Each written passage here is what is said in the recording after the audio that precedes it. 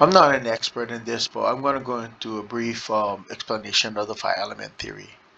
Okay, as it pertains to like the martial arts and like a little bit of Chinese medicine, but I'm not going to go deep. Okay, so I'm going to mostly focus on like the concepts that I teach for like the Xingyi concepts. Okay, all right. So the first thing we want to work on is there's some general ideas. Okay, there's the concept of the cycle of creation. There's the cycle of destruction, the cycle of life, a mother and child concept, the husband and wife concept, the organs, and the relationship to the Dimmak concept, as well as the actual martial concept of Zingi, which I'll explain later at the end. But I'm not going to go into detail. This is like kind of like really, really brief, okay? So basically, cycle of creation looks like this. Metal creates water, water creates wood, wood creates fire, fire creates earth, okay? And then earth then creates metal, right? There's a cycle of destruction, which is basically um, metal destroys wood, wood destroys earth, earth destroys water, water destroys fire, and fire destroys metal. Okay. Now, as it pertains to astrology and in general, like the years in a person's life, okay, you can read what it says. Basically, wood represents like creativity, growth, and flexibility. Fire represents passion, energy, transformation. Earth stands for stability, nurturing, security. Metal signifies strength, determination, precision, right? And if you look, it's like the water embodies intuition, adaptivity, and wisdom, right? But they also represent kind of like the celestial creatures, right? The black tortoise, right? The white tiger, the azure dragon. So like the white tiger and the azure dragon, those are like the dots in the yin yang symbol, yeah. The vermilion bird or the phoenix, right? So like those four celestial creatures that guard the forbidden city, right? And then you get the yellow representing like the emperor, right? The earth, right? But anyway, in addition to that, like what happens is, um, every year that happens in Chinese astrology, it not only has an animal, but it also has a metal associated to it. Okay, so and the cycle begins with a rat. Okay, so what happens is like in like 1960, there it was the metal rat. Okay, and then um, the next year became the year of the ox, right? So it was also the meadow ox. Then it was the meadow tiger, meadow rabbit, meadow dragon, meadow snake, meadow horse, meadow sheep, meadow monkey, meadow rooster, meadow dog, meadow pig, and then the next year meadow turned into water. Then it became the water rat, and it began the cycle again, right, going all the way down to pig. So every 12 years, what happens is a person is born with a certain like sign as well as a certain element. And every 12 years, they change the element.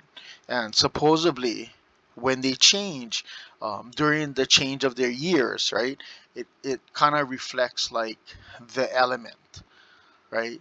So like the rat, say he or she was born on like metal, right? They would represent like, oh, strength, determination, and precision, right? And when they turn 13, you know, basically it would go to like water, right? Because 13 would be their rat year again, but they were now 13 years old, right? And it would represent the water years of their life. So in astrology, Chinese wire, that's kind of how it represents. You guys can research that yourself. I'm not into like this kind of stuff. Okay, so let's move on. Okay, so then we got the five element theory, right? And it's supposed to represent balance. Okay, so all the balance, all the five elements are supposed to be in harmony, constantly circling one another, like in precision, right? Um, but within like the acupuncture sense or within the theories associated, this kind of relates to martial arts as well. There's like the mother and the child. So like whoever creates is the mother, whoever is created is the child, right? So like when metal creates water, then the mother would be metal, the child would be water. Okay, so and the whole concept is based on the fact that because of balance, if things are out of balance, it means that either one is stronger and the other is weaker, right? and they're drawing gener and so if any of them is weaker, then basically it completely messes up the entire balance. Okay, so then moving on to like the elements also represent organs. So like you can go research this yourself. Okay, but like the Denmark focuses on the concept that the body, I guess, the circulatory system rotates in like kind of like a clockwise pattern, right? And then like what happens is there are certain points on the body that are key meridian points that can be hit to like dam up the river, like dam up the arteries, or like the veins associated to the person. Um, and each of the different organs also represent certain elements, right? So like water would be like bladder and kidneys, right? You know, and what else? Fire would be like the pericardium, or like the small intestine and the heart and that kind of stuff. Okay, and so like you could they would like acupuncture would use those points to be able to target them, using the various hand techniques. But we'll move on from there. Then you got the concept of the husband and wife, which is during certain times of the day, the organs represent like those organs which are active or inactive, right? So, an example of this would be, oh, this guy during the noontime, the heart is very active, right? And if you know that guy has a heart problem, then basically what you do is you attack the heart meridians during that time, and you want to make it more active, right? So you make it more active, and then all of a sudden the guy's like dealing with like the fact that he's getting like a higher racing heart. Well, anyway, that's a theory. You guys can study that yourself. Okay, what I really wanted to get to was the next one, which is basically what each of the elements represent. And I'm going to go deeper into this a little bit later. But each of the elements represent a concept in general that a lot of martial arts use, but they really don't go back to the element, right? The Zingi, right? Associated aspect of it. But like, so meta represents splitting, which is basically opening or closing. So an attack comes in, you close out the opponent or you open up the opponent. Is basically taking an attack and moving left or right, right? Whether the attack is coming horizontal towards you and you're pushing it to the left or pushing it to the right, or whether the attack is coming vertically at you and you're pushing it to your left or pushing it to your right. Okay. Either way, you're closing off the opponent, meaning you're preventing the opponent from attacking you, right? By pushing him in a different direction, or you're opening up the opponent, exposing the opponent's middle section so that you can attack them.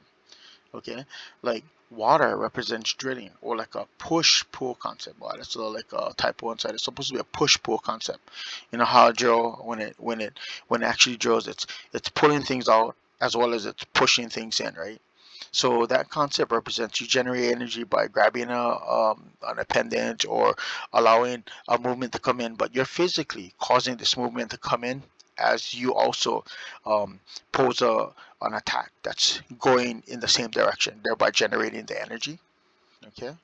Um, the third aspect is wood, which represents crushing or two opposing forces moving at the same time. So basically, opponent is charging you. So as he comes in, you're also throwing a punch. So basically, that colliding of two forces moving towards each other creates energy, right? And damage, right? Then you have a concept of pounding. Now, when I studied this, pounding was kind of like, oh, it's like a diagonal attack that moves in a certain direction. But upon further review, it's basically a yin yang symbol. Yeah? It's attacking opponent at the least possible angle, or like defending against the opponent in a way where they can't defend themselves, right? And basically, it's basically circle versus line, or line versus circle, right? So like Bagua will defeat like Wing Chun. Wing Chun will defeat Bagua, right?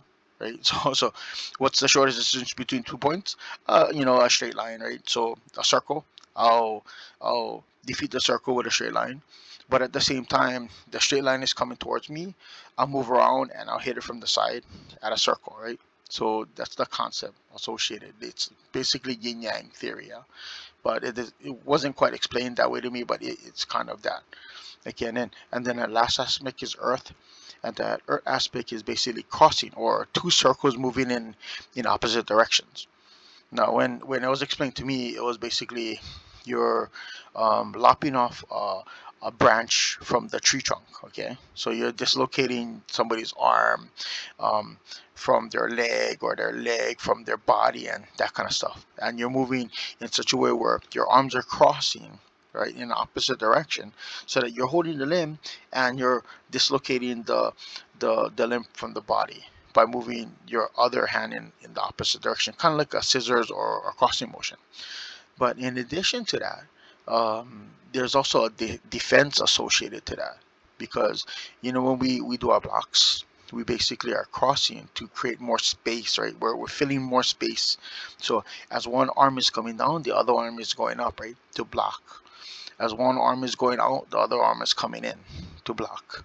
Okay, so in general, this is the concept of the 5 element theory, and I'll go into this a little bit more a little bit later.